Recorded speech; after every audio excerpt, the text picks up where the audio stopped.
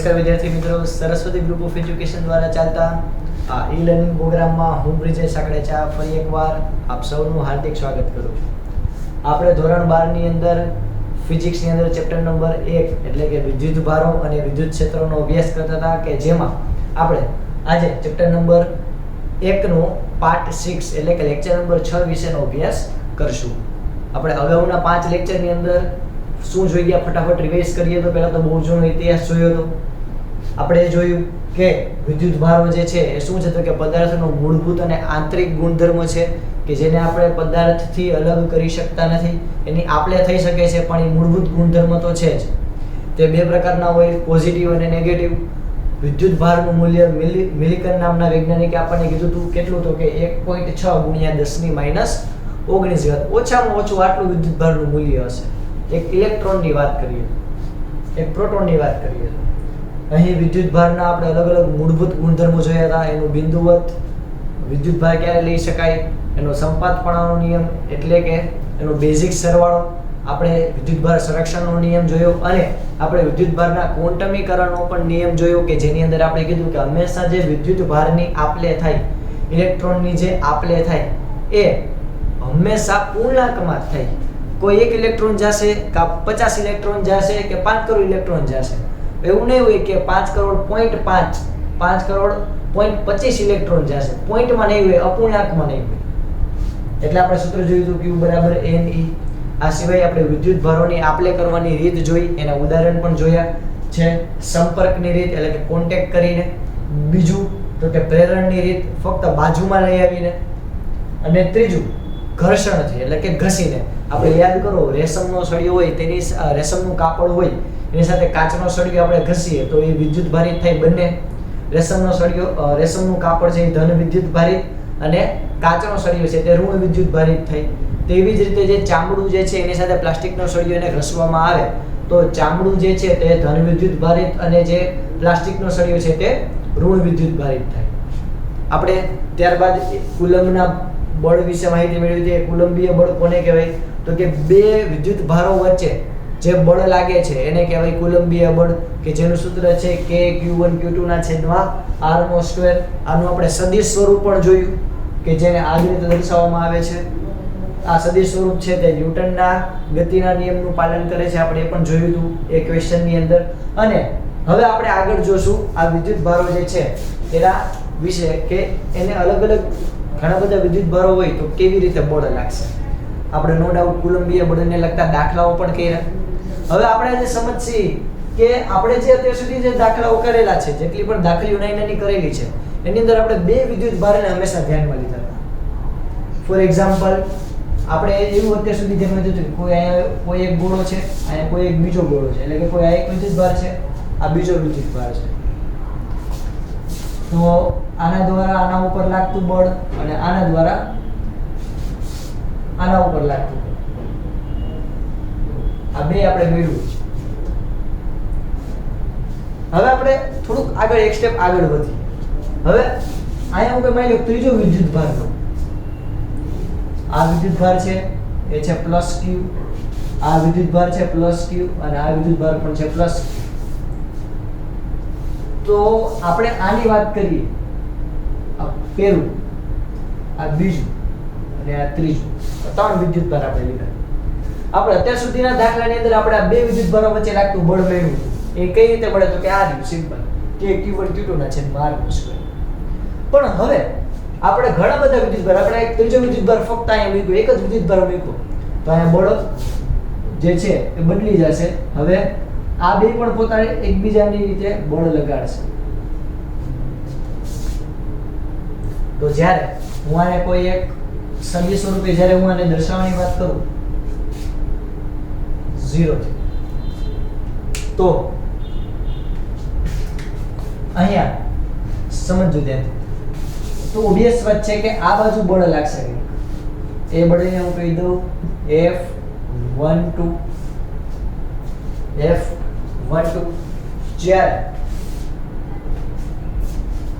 આ બાજુ કંઈક બળ લાગશે, આના દ્વારા આને ધક્કો મારશે, ઉપરની બાજુ બળ લાગશે, જેને કહી દો F13.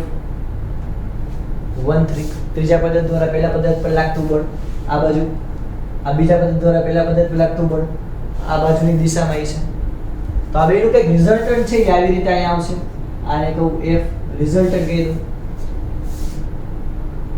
તો અહીંયા આપણે કંઈક બળ આવી રીતે મેળવી શકશું. તો આપણે જો તમને એક હિન્ટ આપી કે આપણે આવી રીતે જ્યારે બે કરતા વધારે વિદ્યુત ભાર હોય તો કોઈ એક વિદ્યુત ભાર પર બળ કઈ રીતે, તો કે જો આપણે સદિશ સરવાળાનો અહીં ઉપયોગ કર્યો અને આપણે પરિણામી બળ જે છે તમે યાદ કરો આપણે સદિશનું જે ચેપ્ટર ભણી ગયા 11th માં એમાં આપણે આવી રીતે પરિણામી કોઈ વસ્તુ મેળવતા. તો એવી રીતે જો આપણને પરિણામી બળ મળી શકશે આ બાજુની ડાયરેક્શનમાં રાખવું છે.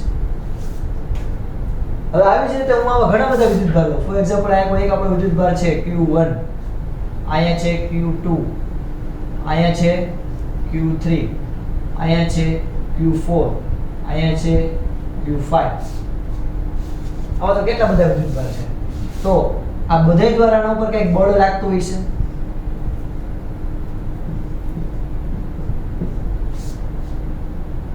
અને ઉલટું આ પણ આના ઉપર બળ લગાડતો હોય છે, આના ઉપર બળ લગાડતો હોય છે, આના ઉપર બળ લગાડતો હોય છે, આના ઉપર પણ બળ લગાડતો હોય છે.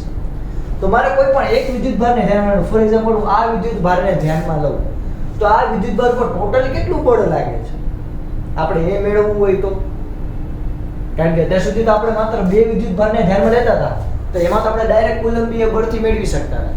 પણ હવે આપણે બે વિદ્યુત ભાર નથી. જગતની મારીમાં તમે 1 2 3 4 5 6 આવા તો અસંખ્ય વિદ્યુત ભાર છે. હું આવડો નાનો પદાર્થ લઉં તેમાં તો કેટલા બધા વિદ્યુત ભાર છે. તો કોઈ એક વિદ્યુત ભાર ઉપર બીજા ઘણા બધા જે આજુબાજુમાં વિદ્યુત ભાર છે એ બધાય બળ લગાડશે. તો પરિણામી બળ કઈ રીતે મળશે, તો કે સંપાતપણાના સિદ્ધાંતથી.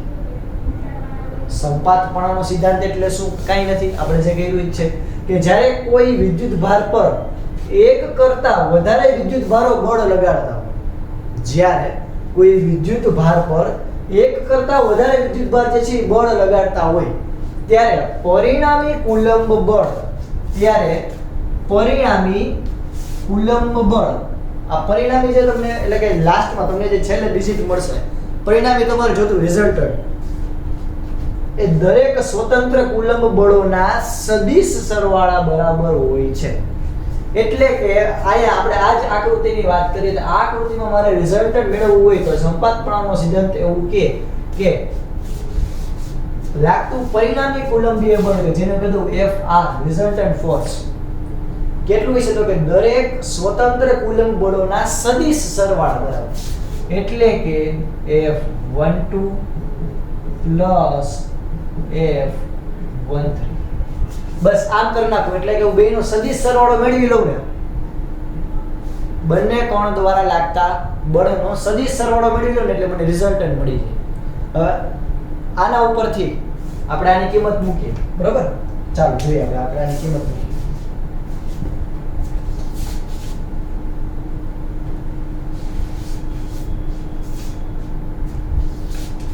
તો અહીંયા આપણને ખબર છે કે F12 આનું કીધું પેલા ઇક્વેશન નંબર 1.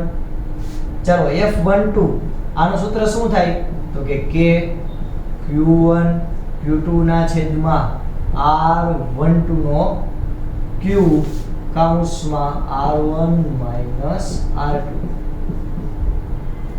તમે કહી શકો, સિમ્પલ વાત છે, તમે કહી શકો. ચાલો હવે હું બીજું લઉં ધ્યાનમાં F13.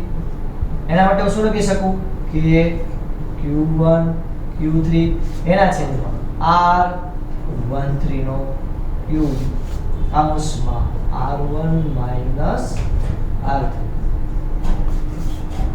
પડી જાય ખબર? ઓકે, આ બંનેની વેલ્યુ હું આની અંદર મૂકું, આ બંનેની વેલ્યુ હું આની અંદર મૂકું તો મને લાસ્ટની અંદર ઇક્વેશનની અંદર મને પરિણામી બળ મળી જાય. કઈ રીતે? તો કે આના ઉપરથી મને લાસ્ટમાં શું મળશે, તો કે Fr બરાબર રિઝલ્ટન્ટ ફોર્સ કઈ દિશામાં મળશે, રિઝલ્ટન્ટ ફોર્સ કઈ દિશામાં મળશે, તો કે K Q1 Q2 એના છેદમાં R12 નો Q કૌંસમાં R1 minus R2 plus K Q1 Q3 એના છેદમાં r13 નો q કૌંસમાં r1 માઈનસ r3 નો તો બેના રિઝલ્ટન્ટ સરવાળો કર્યો એટલે કે બેનો સદિશોનો સરવાળો કર્યો તો મને રિઝલ્ટન્ટ એટલે કે પરિણામી બળ મળશે.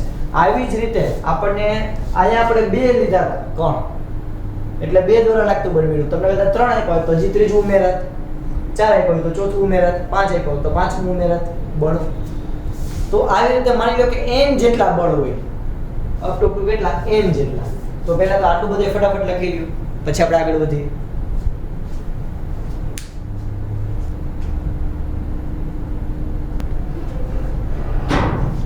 ચાલો હવે આપણે આવા n જેટલા બળ ધ્યાનમાં લઈએ. એટલે કે ધારો કે q1 q2 q3 up to qn જેટલા વિદ્યુત ભારો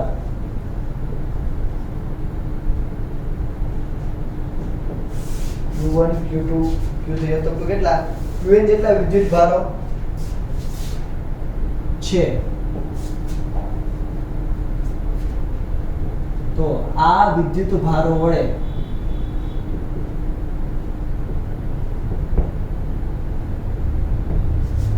Q1 પર લાગતું પરિણામી બળ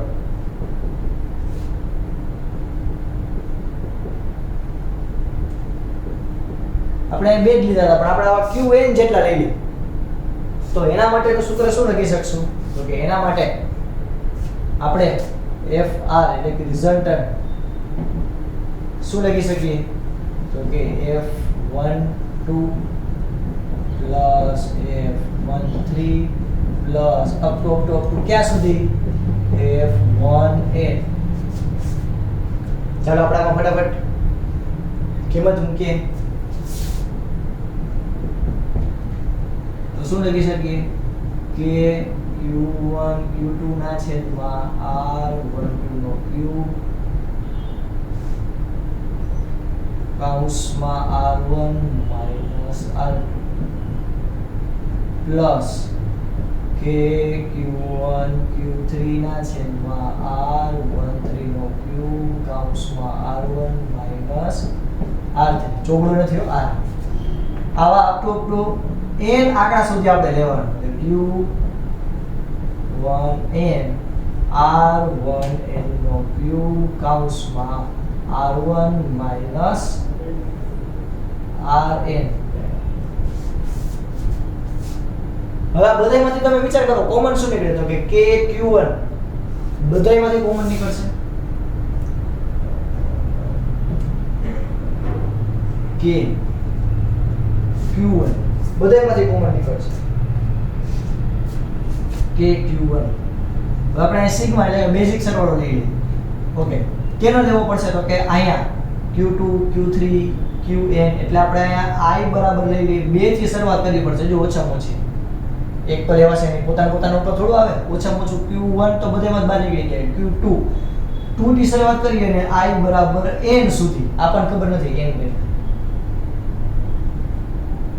Q I ની જગ્યાએ શું મૂકવાનું તો કે પહેલું હોય તો 2 બીજું હોય તો 3 તો ક્યાં સુધી તો કે n સુધી છેદમાં R1I એની જગ્યાએ આવશે I એનો ક્યુબ કૌંસમાં R1 માઈનસ Ri એનું સદિશ સ્વરૂપ R1 માઈનસ Ri.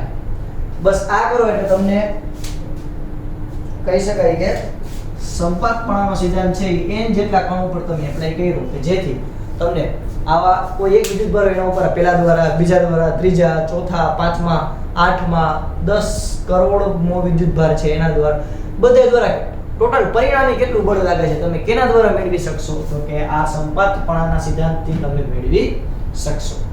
ચાલો ફટાફટ દીકરો પહેલા આટલું મસ્ત મજાના પેનથી લખી લો.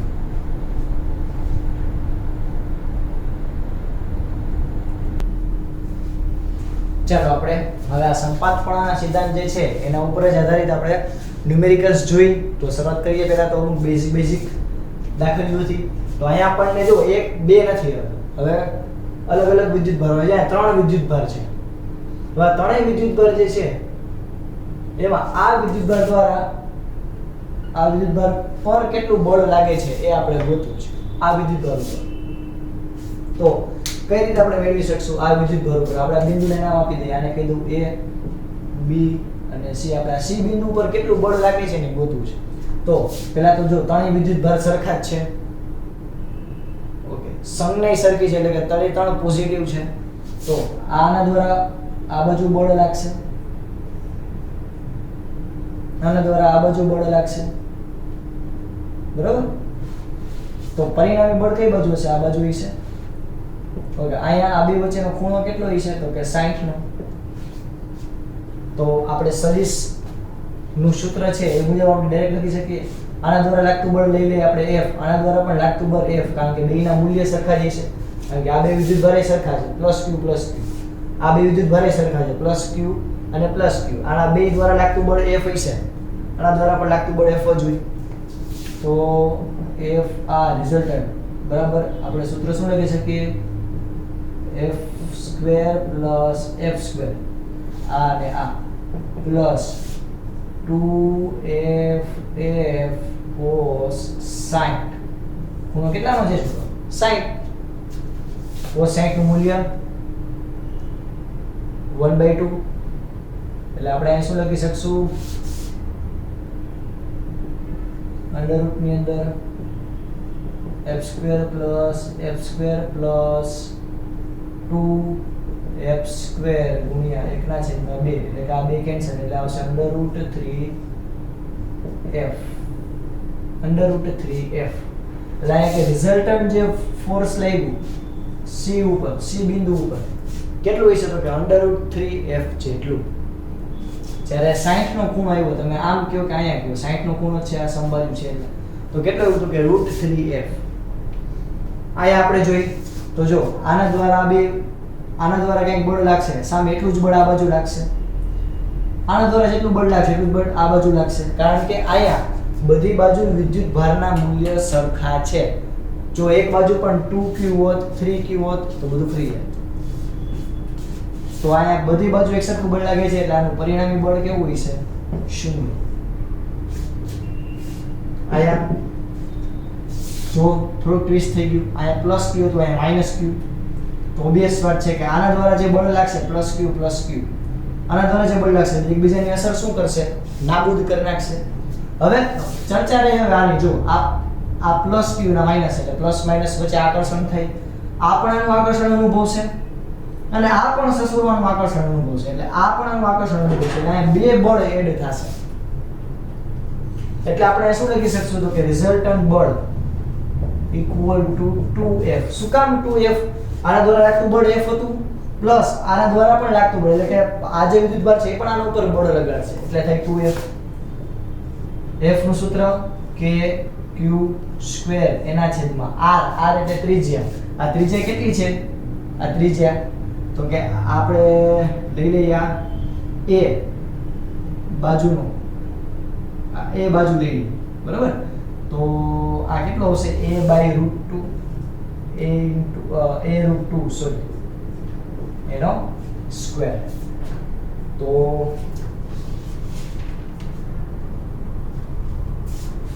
a/√2 નો સ્ક્વેર. તો આ બાજુનું મૂલ્ય કેટલું આવશે? a/√2 નો સ્ક્વેર. કારણ કે આપણે આ બાજુની લંબાઈ લઈ લઈએ a. તો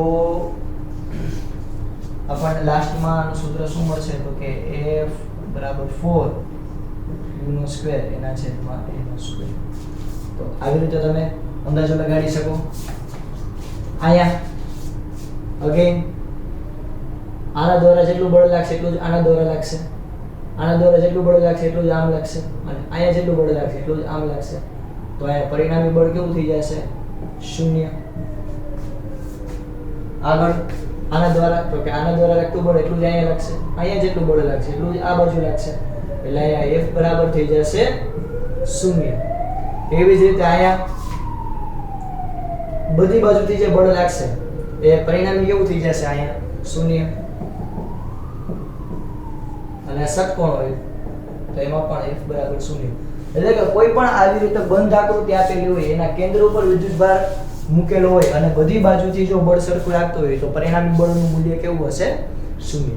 ચલો હવે આપણે આજે એક ખૂણા ઉપર આધારિત દાખલો કર્યો હતો કે આ 60 નો ખૂણો બનાવે તો એનું રિઝલ્ટન્ટ કેટલું હોય?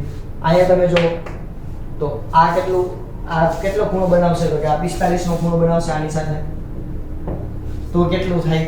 બરોબર. એ ડાયરેક્ટ કઈ રીતે મેળવવું આપણે કોષ્ટક દ્વારા સમજીએ. પહેલા આ લખી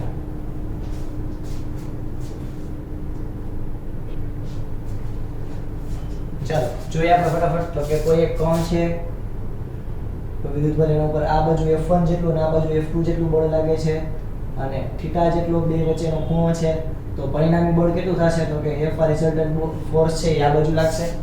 હવે આના માટેનું સૂત્ર આપણને ખબર છે F1 નો સ્ક્વેર F2 નો square 2 F1 F2 cos theta. હવે આને વધારે સરળ આપણે સમજવા માટે જ્યારે બે વિદ્યુતભારો વચ્ચે તો કોઈ બે આવી રીતે બળના સદિશ હોય એમની વચ્ચેનો ખૂણો થીટા એ 0 હોય ત્યારે કેટલું બળ લાગશે તો કે જ્યારે એમની વચ્ચેનો ખૂણો જે છે એ 0 હશે ત્યારે એમની વચ્ચેનું બળ જે છે એ હશે 2F જેટલું બળ લાગશે.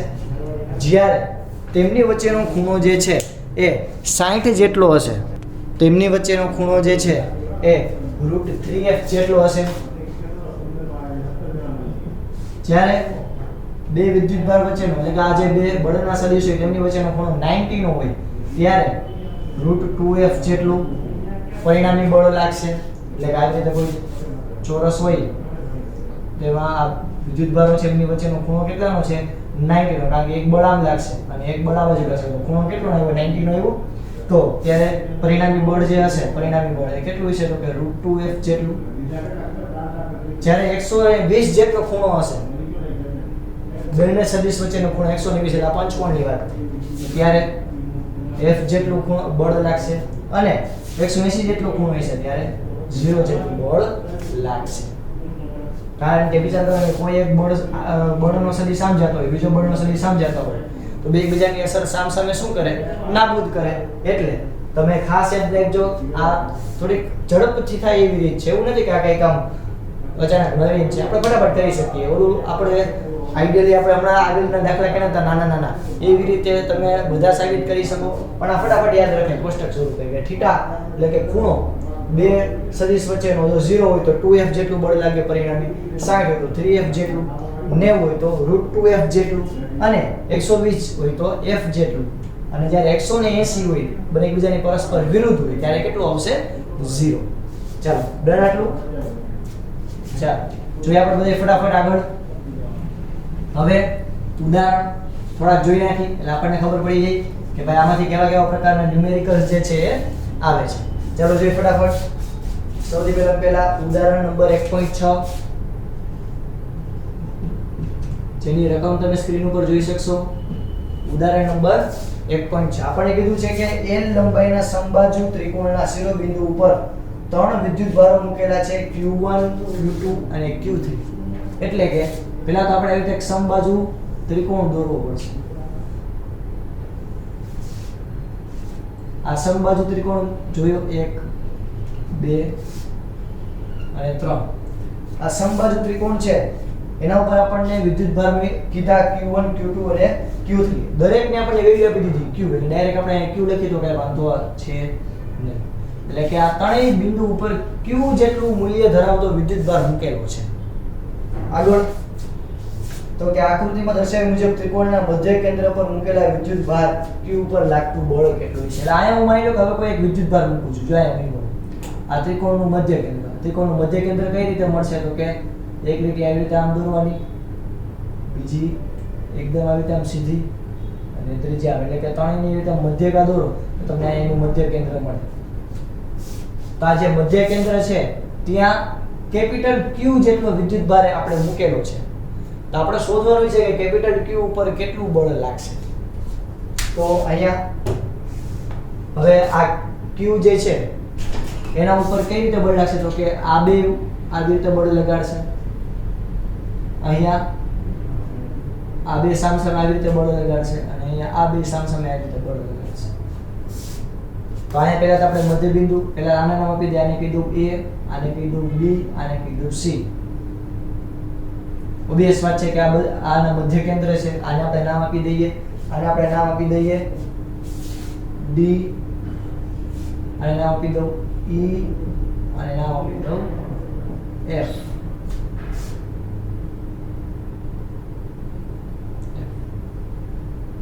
આટલું પેલા ક્લિયર? Okay done. ચાલો હવે જો આ ક્યુ બિંદુ છે ને એના ઉપર 3 બળ લાગતા છે. કઈ રીતે?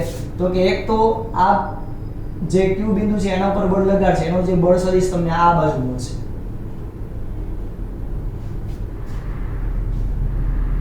આ બાજુ આ બિંદુનું નામ આપ્યું છે O, આ બિંદુને નામ આપી દઉં O. તો આ બાજુનું જે બળ સદિશ છે એને કહી દઉં OA. એક તો આ જે છે C બિંદુ, એના ઉપર આ બળ લગાડશે બુગડી બિંદુ, એટલે એનો સ્થાન સદિશ આવશે આ બાજુ. બાકીના જે સ્થાન સદિશ છે એટલે કે બાકીના જે બળ છે એની દિશા અત્યારના કાઢી નાખો જેથી આપણે કન્ફ્યુઝ ન થાય.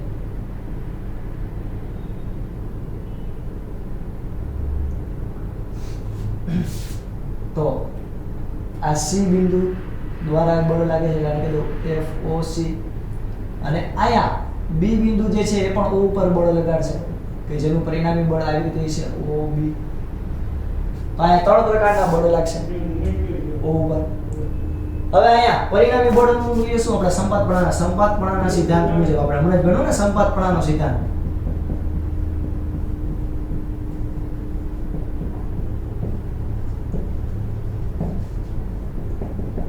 સંપાતપણાના સિદ્ધાંત મુજબ F પરિણામી બળ કેટલું હશે? તો કે FOA plus FOB plus FOC. હવે જો તમે ધ્યાનથી જોવો તો ત્રણેય માટે આ લંબાઈ સરખી છે. આ એટલે મીન્સ કે આ તમે લંબાઈ કયો, આ લંબાઈ કયો અને આ લંબાઈ કયો, ત્રણેય માટે સરખી. આપણે પહેલા તો E મેળવવી પડશે. તો એના માટે આપણે શું કરશું? કંઈક નુસ્ખો તો આપણે અપનાવવો પડશે, એના વગર તો ચાલશે નહીં. તો પહેલા તો આકૃતિની ભૂમિતિ ઉપરથી આપણને પહેલા એટલી ખબર હોવી જોઈએ કે અહીંયા આ OA આકૃતિની ભૂમિતિ પરથી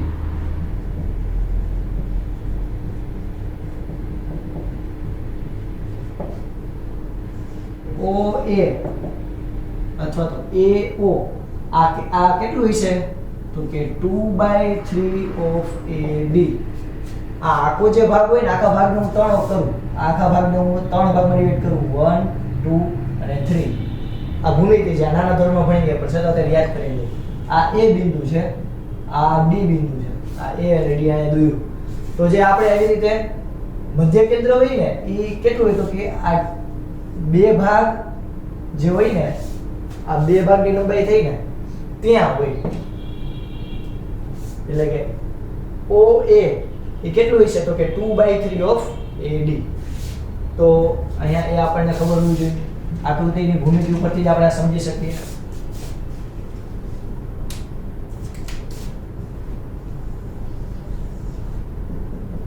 ચાલો હજી આપણે બીજું કઈ આપણે નુસ્ખો અપનાવીએ.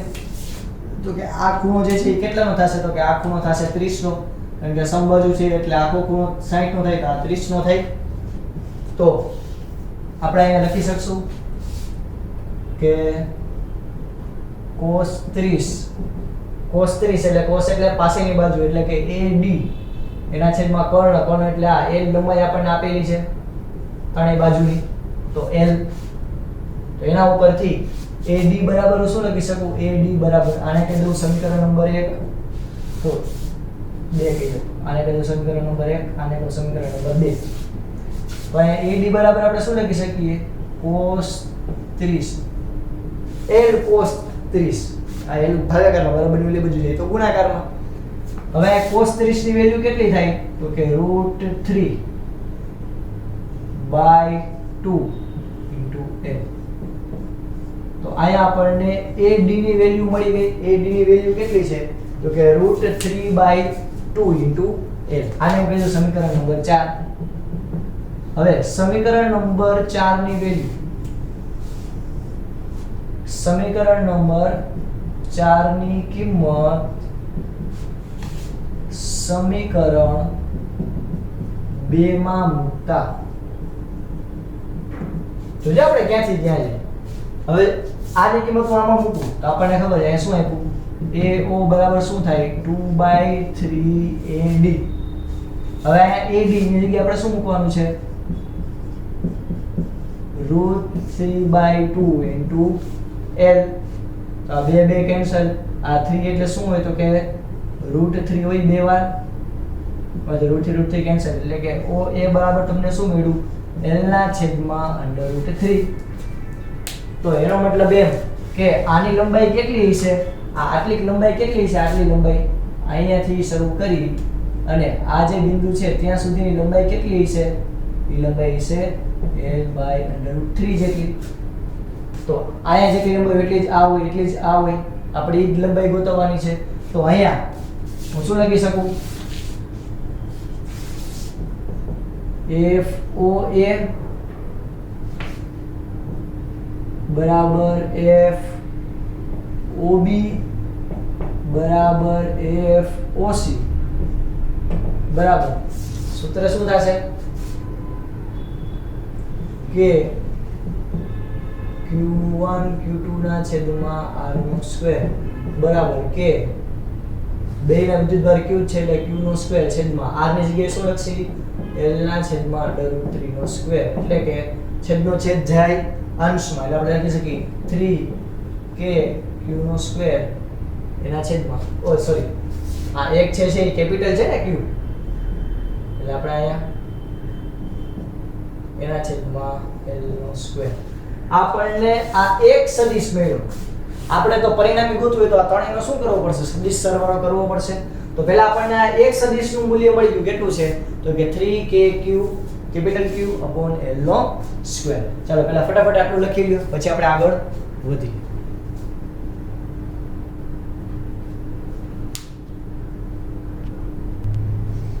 ચાલો હવે આપણને આ ત્રણેય બળના મૂલ્ય મળી ગયા. આ OA OB અને OC આ ત્રણેયના આપણને મૂલ્ય મળી ગયા કેટલા 3kq capital Q upon L નો સ્ક્વેર મૂલ્ય મળી ગયા. હવે આપણે એને સદિશ સ્વરૂપે દેખાડવાનું છે એટલે કે આપણે પરિણામી બળ મેળવવાનું છે. તો પરિણામી બળ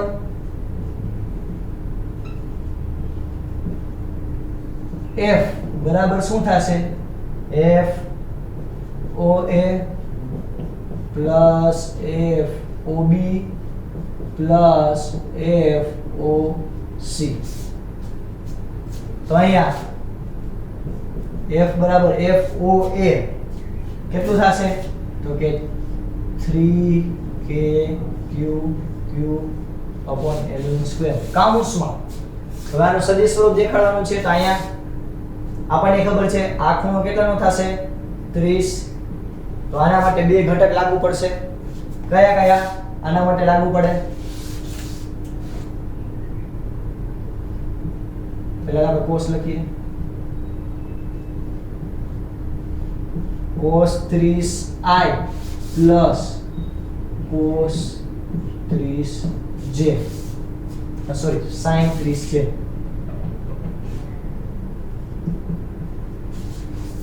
cos ઘટક અને sin ઘટક બંને આવશે ને આના માટે. ચાલો એવી રીતે સોરી પ્લસ હવે આના માટે ચર્ચા કરીએ આ બિંદુ માટે. આના માટે માત્ર ને માત્ર કયો ઘટક હશે y. ઈ પણ કઈ બાજુ તો કે નીચેની બાજુ. જો આ નીચેની બાજુ એટલે અહીંયા આવશે માત્ર ને માત્ર -j. એ પણ નીચેની બાજુ પ્લસ 3k ક્યુબ. હવે આના માટે તો કે x ઘટક જો ઋણ બાજુ છે x ઘટક અને y ઘટક જે છે એ ધન બાજુ છે એટલે આના માટે શું લખી શકીએ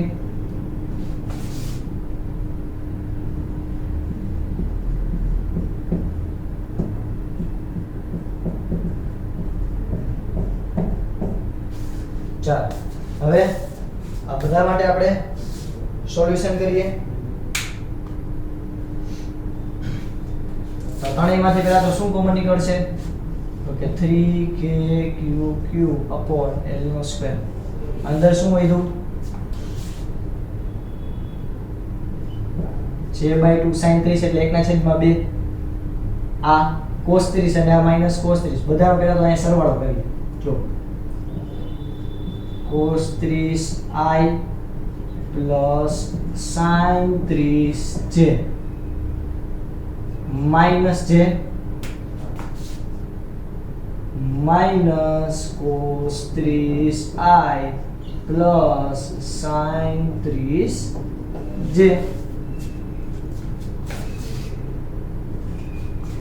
આમાંથી આ બે તો પોતપોતાની અસર નાબૂદ કરી દીધી તો અહીંયા શું વધ્યું 3kq/l નો સ્ક્વેર કૌંસમાં sin 30 એટલે j/2 minus j plus j/2 હવે જો આ અડધું ને અડધું બેનો સરવાળો શું થાય આખો j થાય એટલે કે આના પરથી શું લખી શકીએ 3kq/l નો સ્ક્વેર j માઈનસ j એટલે શૂન્ય તો શૂન્ય કોઈ પણ વસ્તુ ગુણો તો શું થઈ જાય શૂન્ય એટલે કે લાગતું પરિણામી બળ કેટલું હશે શૂન્ય તો આના ઉપરથી કહી શકીએ કે q બિંદુ ઉપર લાગતું પરિણામી બળ કેટલું હશે શૂન્ય અમે આપણે પહેલા નાની જે આકૃતિ દોરી હતી એમાં આપણે કીધેલું હતું કે વચ્ચે કોઈ બિંદુથી વિદ્યુતભાર મૂકવું ત્રણેય બાજુ વિદ્યુતભાર સરખો હોય તો વચ્ચે લાગતું બળ શૂન્ય હોય જે આપણે એક સાબિત કર્યું આવી રીતે તમે બધા આકૃતિઓ માટે સાબિત પણ કરી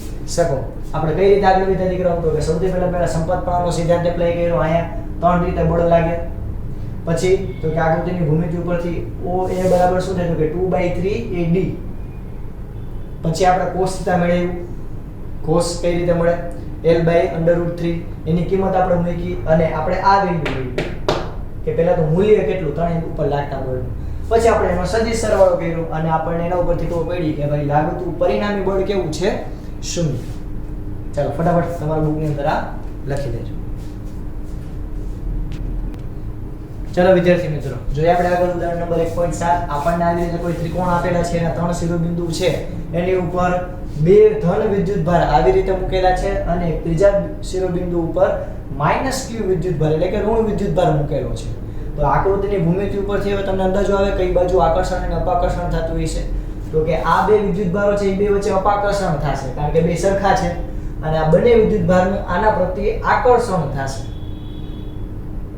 એટલે અહીંયા આપણે આની આખી સદિશની રચના જોઈએ તો આપણે એમ કહી શકીએ કે આના દ્વારા આ પેલા પદાર્થ દ્વારા બીજા પદાર્થ પર બળ લાગશે જે આ દિશામાં હશે જેને હું કહી દઉં F21 બીજા પદાર્થ દ્વારા પેલા પદાર્થ પર બળ લાગશે જેને કહેવાય F12 બીજા પદાર્થ દ્વારા પેલા પદાર્થ પર બળ લાગશે ચાલો એવી જ રીતે આ પેલો પદાર્થ અને ત્રીજા પદાર્થ વચ્ચે પણ કંઈક બળ લાગશે ઓબ્વિયસ વાત છે તો અહીંયા ત્રીજા પદાર્થ દ્વારા પેલા પદાર્થ પર બળ લગાડવામાં આવશે આ બાજુ અને એ જ રીતે પેલા પદાર્થ દ્વારા ત્રીજા પદાર્થ પર બળ લગાડવામાં આવશે કે જે છે ઉપરની બાજુ તો અહીંયા આપણે આ જે બળ છે આકર્ષી પ્રકારનું વિશે એવી જ રીતે હું અહીંયા પણ આકૃતિ દોરી નાખું છું તો અહીંયા આપણે આકૃતિ ઉપરથી કહી શકીએ આ છે F13 અને આ છે F31 એવી જ રીતે આ છે F21 અને આ છે F12 બીજા પદાર્થ દ્વારા ત્રીજા પદાર્થ પર લાગતું બળ આ દિશામાં હશે અહીં ત્રીજા પદાર્થ દ્વારા બીજા પદાર્થ પર લાગતું બળ આ દિશામાં હશે તો આવી રીતે કંઈક બળ લાગશે તો અહીંયા અલ્ટિમેટલી તમે જોવા જાઓ તો આ બે દ્વારા જે બળ લાગશે કે જેના પરિણામે આ નીચેની બાજુ ખેંચાશે જો આ પણ એને ખેંચવાની ટ્રાય કરશે કે જેને કારણે પરિણામી બળ છે આના દ્વારા અને આના દ્વારા જે પરિણામી બળ છે નીચેની બાજુ લાગશે જો આ બે એટલે કે એક બળ આમ જાય છે બીજું બળ આમ જાય છે F તો પરિણામી બળ કઈ બાજુ હોય નીચેની બાજુ હોય છે ને પરિણામી બળ તો આ પરિણામી બળ છે F ઓકે કે જેને હું કહી દઉં F3 પરિણામી બળ એવી જ રીતે તમે અહીંયા જુઓ તો એક બળ આમ જાય તેનું પરિણામી આ બાજુ હોય છે જેને હું કહી દઉં F2 અહીંયા એક બળ આમ જાય એક બળ આમ જાય તેનું પરિણામી બળ છે આ બાજુ જેને લીધું F1. તો આપણને આવી રીતે બળ જે છે ફટાફટ આપણે સદિશ રીતે કરવા પ્રેક્ટિસ કરશો એટલે આવડી જશે, વાંધો નહીં આવે. આપણે કઈ રીતે કર્યું સૌથી પહેલા તો કે 3 વિદ્યુતભાર હતા, 2 પોઝિટિવ અને 1 નેગેટિવ. તો આપણે જોયું કે આ પહેલા પદાર્થ દ્વારા બીજા પદાર્થ પર કેટલું બળ લાગશે તો કે F21 જેટલું. અહીંયા ઊંધું વાંચવાનું હંમેશા. જો બીજા પદાર્થ દ્વારા પહેલા પદાર્થ પર લાગતું બળ આ બાજુ છે ને, આ બીજા પદાર્થ દ્વારા પહેલા પદાર્થ આમ ધક્કો મારશે તો ભાઈ આગો જ મારાથી પોઝિટિવ એટલે એવી જ રીતે આ પહેલા પદાર્થ દ્વારા ત્રીજા પદાર્થ પર કેટલું બળ લાગશે ઉપરની બાજુ,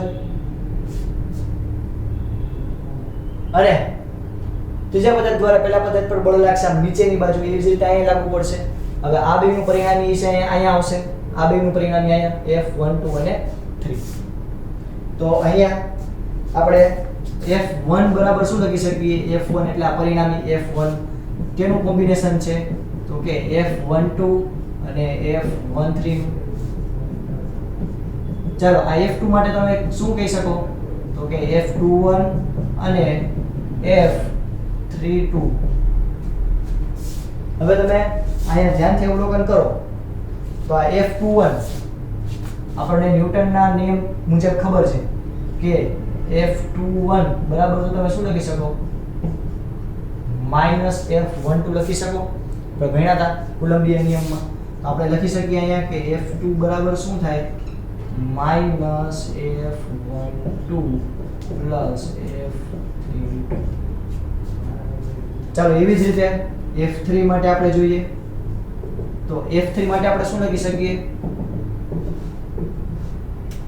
F3 આ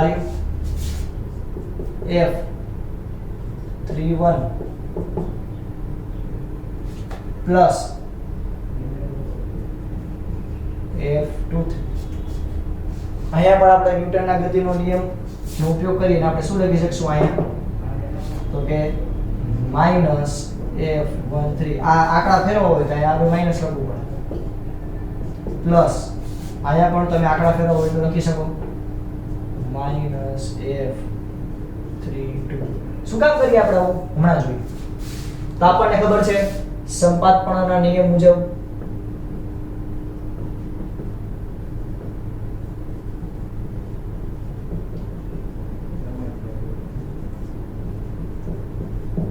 સંપાતપણાના સિદ્ધાંત અનુસાર ટોટલ F બરાબર શું થાય F1 + F2 + F3. ચાલો આપણે કિંમત મૂકીએ. F1 ની વેલ્યુ શું છે તો કે F12 + F13. ચાલો F2 ની કિંમત મૂકીએ અહીંયા આવશે -F12 + F32. ચાલો ત્રીજાની વેલ્યુ મૂકીએ, બે માઈનસમાં છે નેગેટિવ ની અંદર F13 - F32. તો અહીંયા આ બે પોતપોતાની અસર નાબૂદ કરશે, આ બે પોતપોતાની અસર નાબૂદ કરશે અને આ બે પોતપોતાની અસર નાબૂદ કરશે. તો તમને પરિણામી બળ કેટલું મળશે 0. લાગતું બળ કેટલું હશે આના દ્વારા દરેક વિદ્યુતભાર ઉપર કેટલું બળ લાગશે 0. એટલે આખી જે તંત્ર છે એ કેવું હશે સંતુલનમાં હશે. બરોબર. ચાલો ફટાફટ લખી લ્યો.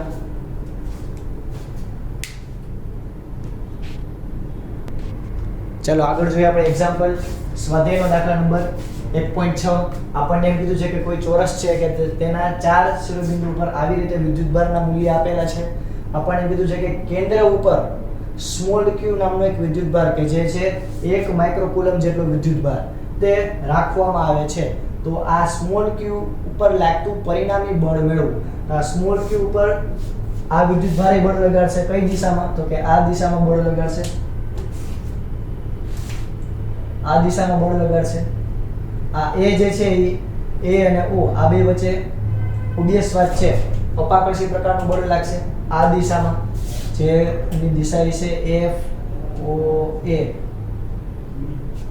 એવી જ રીતે આ બે જે છે સી બિંદુ એ પણ આના ઉપર બળ લગાડશે આ દિશામાં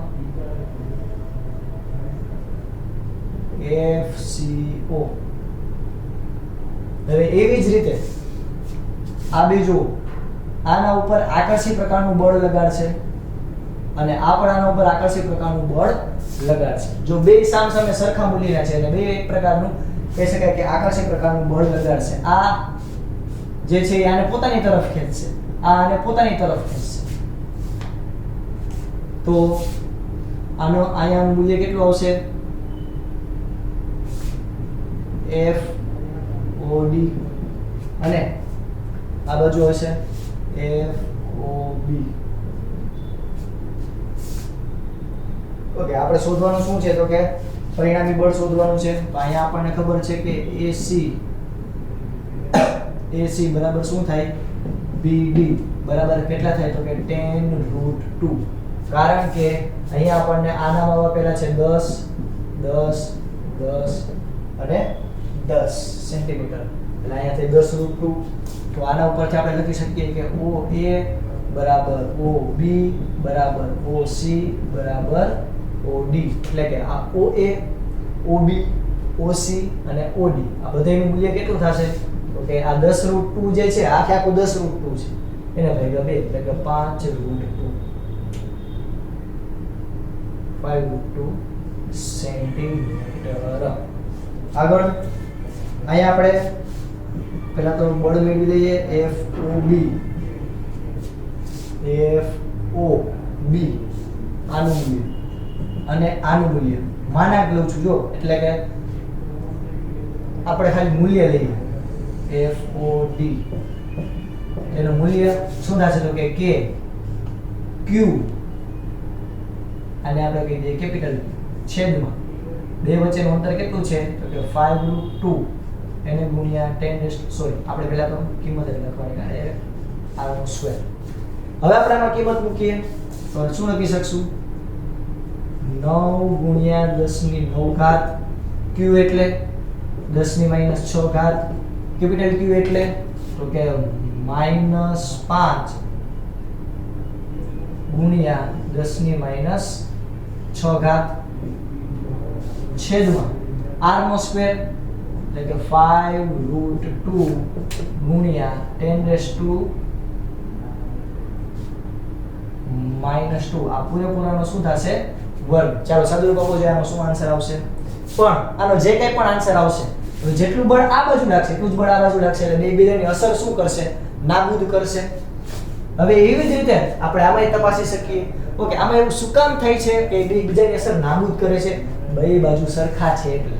જો અહીંયા વિદ્યુત ભારની મૂલ્ય બદલાવી નાખત, અહીંયા માની લો કે -3 કરી નાખું તો મૂલ્ય બદલી જાય, તો આ બાજુ બળ લાગશે એના કરતા આ બાજુ બળ જે છે એ એટલા જ મૂલ્યનું નહીં પણ અલગ પ્રકારનું હોય છે. પણ આ બે જો -5 જાય એટલે અહીંયા મૂલ્ય બેયનું કેવું થશે? સરખું. એટલે માની લો કે હું આ બાજુની કોઈ વસ્તુને ખેંચું અને એટલું જ આ બાજુ જ ખેંચું તો વસ્તુ વચ્ચે સ્થિર રહેશે. બે બાજુથી આમ સરખું બળ આપું બે બાજુથી તો વસ્તુ સ્થિર રહેશે. એવું થયું. હવે એવી રીતે આ બાજુ આપણે ચર્ચા કરીએ FOA બરાબર FOD બરાબર K Q ના છેદમાં r². આના માટે પણ આપણે એક સૂત્ર લાગુ કરી શકીએ 9 ગુણ્યા 10⁹ ગુણ્યા 10⁻6 ગુણ્યા 2 ગુણ્યા 10⁻6 ના છેદમાં 5√2 into 10⁻2 નો સ્ક્વેર. તો આયા પણ જે પણ મૂલ્ય આવશે બે બાજુ સરખા વિદ્યુત બળ હોવાથી બે બીજાની અસર શું કરશે? નાબૂદ. એટલે કે પરિણામી બળ કેવું થઈ જશે? શૂન્ય. કઈ જગ્યાએ? તો કે કેન્દ્ર ઉપર. એટલે કે આ કેન્દ્ર ઉપર જે Q વિદ્યુત ભાર છે એના ઉપર લાગતું પરિણામી બળ કેવું થઈ જશે? શૂન્ય.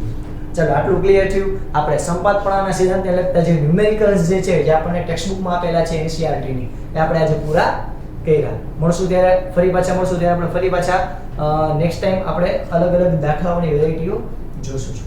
અહીં સુધી રાખીએ. જય ભારત, જય હિન્દ.